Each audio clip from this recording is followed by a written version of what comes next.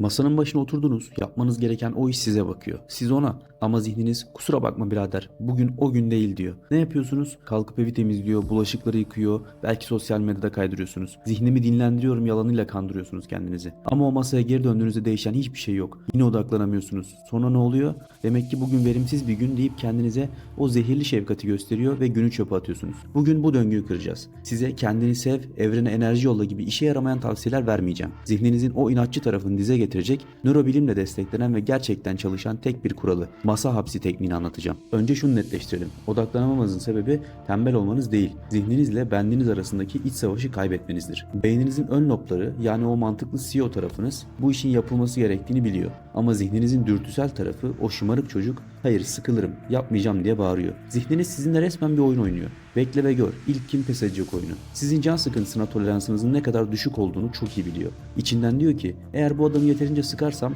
elbet pes edip telefona bakacak, oyun oynayacak ya da en azından temizlik yapıp kendini verimli hissetmeye çalışacak. Ve haklı çıkıyor. Çünkü modern dünyada can sıkıntısına karşı bağışıklığımızı kaybettik. Elimiz hemen telefona, sosyal medyaya, dopamin kaynaklarına gidiyor. Zihniniz odaklanamıyorum dediğinde aslında sıkılmak istemiyorum diyor. Peki bu şımarık çocuğu nasıl dize getireceksiniz? Çözüm benim de hayatımı kurtaran o acımasız kuralda gizli. Kural şu: masanın başına oturduğumuzda önünüzde sadece ve sadece 3 seçenek var. 1. Çalışmak, 2. Uyumak, 3. Hiçbir şey yapmadan duvara bakmak. Dördüncü bir seçenek yok. Telefon yasak, müzik yasak, odayı toplamak yasak. Eğer çalışmak içinizden gelmiyorsa kendinizi zorlamayın. Çalışmayın ama sakın başka bir şey de yapmayın. Gerekirse 8 saat boyunca o sandalyede oturun ve boş duvara bakın. Zihninizi can sıkıntısıyla baş başa bırakın. Bu kulağa delilik gibi geliyor, biliyorum. Ama birazdan zihninizin buna nasıl tepki vereceğini anlattığımda şok olacaksınız. Bu arada bu tür psikolojik stratejiler hoşunuza gidiyorsa hemen aşağıdan kanala abone olun. Çünkü haftaya kendini sevmenin neden yeterli olmadığını köküne inen çok daha derin bir analiz geliyor.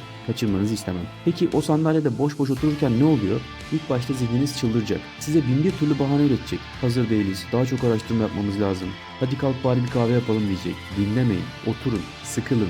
İnanılmaz derecede sıkılın. Zihniniz sizin bu konuda ne kadar ciddi olduğunuzu, yani o masadan kalkmayacağınızı anladığında pes edecek. Tamam, duvara bakmaktan daha kötüsü olamaz, hadi şu işi yapalım diyecek. Çünkü zihin için çalışmak mutlak boşluktan ve eylemsizlikten daha iyidir. Burada kritik bir tuzak daha var. Bazen hissettiğiniz şey sadece sıkıntı değil, hüsrandır. Ne yazacağınızı, nereden başlayacağınızı bilmediğiniz için kaçarsınız. Ben bu konuda yetersizim korkusu sarar. Zihniniz bugün ilham yok der. Yalan. İlham amatörler içindir. Profesyoneller sadece işe koyulur. O sandalyede oturup zihninize başka kaçış yolu bırakmadığınızda o ilham dediğiniz şey koşa koşa gelmek zorunda kalacak. Kötü de olsa ilk cümleyi yazana kadar ya o işi yapacaksınız ya da gününüzü çöpe atıp duvara bakacaksınız. Özetle odaklanmak istiyorsanız sıkılmayı öğrenmek zorundasınız. Zihninizi çalışmanın can sıkıntısından daha cazip bir seçenek olduğuna ikna edin. Kendinize acımayı ve bugün günümde değilim masallarını bir kenara bırakın. Peki odaklanmayı hallettik diyelim ama ya hala kendinize güveniniz eksikse, ya yapıyorum ama yeterince iyi değilim hissi peşinizi bırakmıyorsa, işte o bambaşka bir konu ve tam da şurada çıkan videoda özgüvenin o sahte yapısını ve onu nasıl sarsılmaz bir şekilde inşa edeceğinizi anlattım. Oraya tıklayın, görüşmek üzere.